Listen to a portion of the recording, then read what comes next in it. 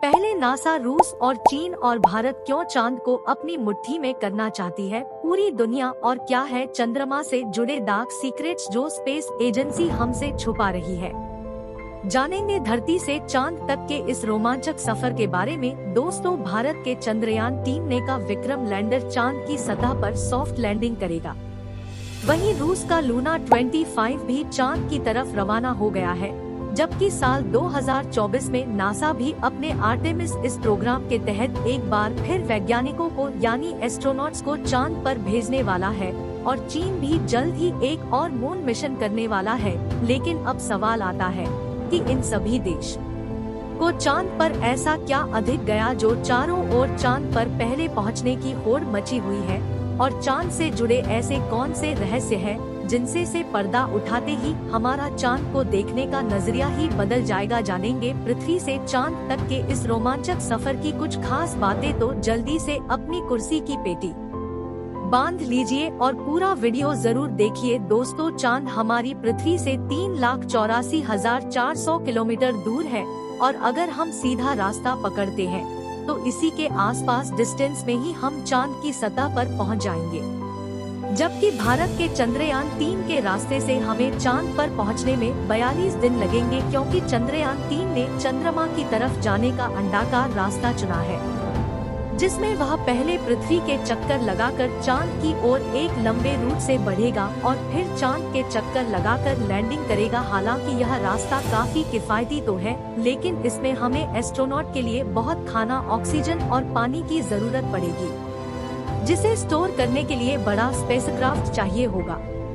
और इस रास्ते से जाने पर 30 लाख किलोमीटर की दूरी तय करके हम काफी थक भी जाएंगे। इसलिए चलिए हम अमेरिका और रूस वाले सीधे रास्ते से ही चांद की तरफ चलते हैं, और इस रास्ते से हमें चांद पर पहुंचने में 4 से 5 दिन लगेंगे। जब स्पेसक्राफ्ट का लैंडर आपको चांद पर उतारेगा तो बाहर आने के लिए आपको सबसे पहले अपना सूट पहनना होगा, क्योंकि चांद पर काफी पतला वातावरण है और इसमें ऑक्सीजन मौजूद नहीं है।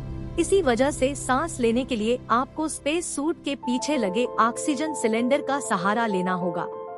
स्पेस सूट पहनने के बाद जब आप चांद की सतह पर कदम रखेंगे तो खुद को काफी हल्का महसूस करेंगे। दरअसल चंद्रमा का गुरुत्वाकर्षण पृथ्वी से 6 गुना कम है, इसलिए अगर पृथ्वी पर आपका वजन 60 किलोग्राम है तो चांद पर यह सिर्फ 10 किलोग्राम हो जाएगा। इसी वजह से पहली बार चांद पर कदम रखते ही शुरुआत में आपका बैलेंस करेगा और आप चलने के बजाय उछलते हुए नीचे भी गिर सकते हैं। इसलिए चांद की सतह पर संभल कर कदम रखना जरूरी है। खैर, अब चांद की सतह की बात करें तो यहाँ पृथ्वी की तरह सीधे रास्ते नहीं बने हुए हैं, बल्कि चांद की सतह ऊबड़ खाबड़ है, और यहाँ जगह जगह पर चट्टानी पहाड़ और बड़े बड़े क्रेटर यानी गड्ढे हैं। चांद पर यह गड्ढे तो 20 सालों से गिर रहे उल्का पिंडों की वजह से बने हैं, और ये 100 सेंटीमीटर से लेकर 25 किलोमीटर तक बढ़े हैं। वहीं चांद की मिट्टी यानी कि लूनर स्वयं बिल्कुल ज्वालामुखी से निकलने वाली राख जितनी पतली है, और इसका रंग भी पृथ्वी की मिट्टी से ज्यादा दाग बिल्कुल सीमेंट की तरह होता है। इस मिट्टी में खुरदरापन न होने की वजह से आप जैसे ही इस पर कदम रखेंगे तो आपके पैरों के निशान बन जाएंगे, जिस वजह से चांद पर सबसे पहले कदम रखने वाले एस्ट्रोनॉट नील आर्मस्ट्रॉन्ग और बज एल्ड्रिन के पैरों के निशान आज भी मौजूद हैं। अब चांद की खूबसूरत जमीन देखने के बाद साथियों, आप अपनी नजरें जब ऊपर की तरफ कर लेंगे तो आपको हमारी पृथ्वी भी दिखाई देगी। जैसे पृथ्वी पर चांद का उदय होता है, वैसे ही चांद पर भी पृथ्वी का उदय होता है। बस फर्क इतना है कि पृथ्वी से देखने पर चांद काफी छोटा लगता है, और चांद से देखने पर पृथ्वी बहुत बड़ी दिखाई देती है, और यहाँ से धरती की खूबसूरती देखकर आप खुश हो जाओगे। अब अगर आप चांद के उत्तरी ध्रुव पर लैंड करोगे तो आपको अपने आसपास भूतकाल में फैले हुए स्पेस मिशन के स्पेसक्राफ्ट और सैटेलाइट के टुकड़ों के साथ प्लास्टिक बैग में भरा हुआ कूड़ा भी दिखेगा। यह कूड़ा नासा के उन 12 एस्ट्रोनॉट्स ने फेंका है जो चांद पर जा पाए। दरअसल इन बैग्स में इनका मल मूत्र और खाने के रैपर्स और बिस्किट है। वहीं अगर आप चांद के दक्षिणी ध्रुव पर उस जगह उतरते हैं जहां 4 साल पहले चंद्रयान 2 क्रैश होकर गिरा था, तो वह आज भी आपको उतनी बुरी कंडीशन नहीं मिलेगा, क्योंकि क्रैश लैंड होने के बाद न तो वह बारिश और न ही तूफानी बवंडर से रूबरू हुआ है। इसलिए अगर आप उसे अपने स्पेसक्राफ्ट में फिट करके पृथ्वी पर वापस ले आए तो उसे ठीक करके वापस भेजा जा सकता है। दोस्तों, आप यह तो जानते ही होंगे कि स्पेस के सभी ऑब्जेक्ट्स पर अचानक उल्का पिंडों की बारिश हो जाती है। यह तो अच्छा है कि पृथ्वी की मैग्नेटिक फील्ड इन उल्का पिंडों को या तो साइड में धकेल देती है, या फिर ग्रेविटी और एटमॉस्फेयर इसे धरती तक पहुंचने के पहले ही जलाकर राख कर देते हैं। लेकिन चांद की मैग्नेटिक फील्ड पृथ्वी के मुकाबले काफी कमजोर है, इसकी ग्रेविटी भी कम है और यहाँ घना वातावरण भी मौजूद नहीं है। इसी वजह से चांद पर लगातार उल्का पिंडों की बारिश होती रहती है। ऐसे में कोई भी उल्कापिंड गिरकर आपको पल भर में मौत के घाट उतार सकता है। इसलिए आपको उल्कापिंडों पर नजर लगाए बैठे कमांड सेंटर के वैज्ञानिकों से लगातार संपर्क बनाए रखना होगा। अब अगर आप सोच रहे हैं कि आप अपने किसी दोस्त या फिर लाइफ पार्टनर को चांद पर साथ लेकर जाकर गप्पे लड़ाते हुए अपने मून मिशन पर काम करें, तो आपको बता दें कि ऐसा मुमकिन नहीं है, क्योंकि चांद पर वातावरण न होने की वजह से साउंड वेव चल नहीं पाते। यानी कि अगर आप अपने साथी को कुछ बोलेंगे तो वह आपके होंठ हिलते हुए तो देखेगा, लेकिन आपकी आवाज नहीं सुन पाएगा।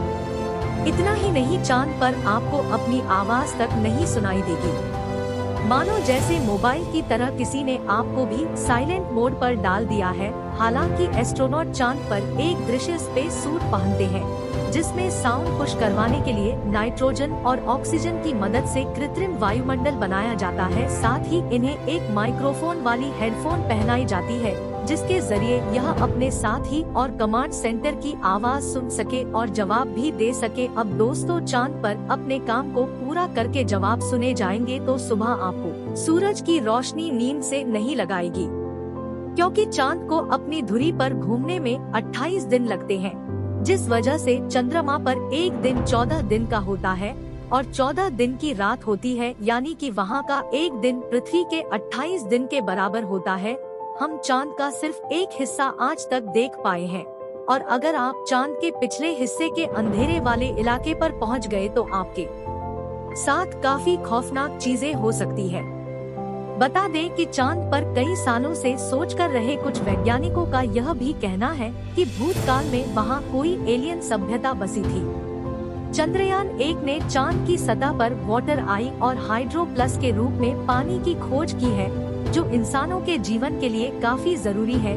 इसके अलावा अंतरिक्ष में चांद ही पृथ्वी के सबसे करीब है, इसलिए भविष्य में वहां जाकर बसना हमारे लिए काफी किफायती साबित होगा। वहीं यहाँ पर हम एक और स्टेशन भी बना सकते हैं।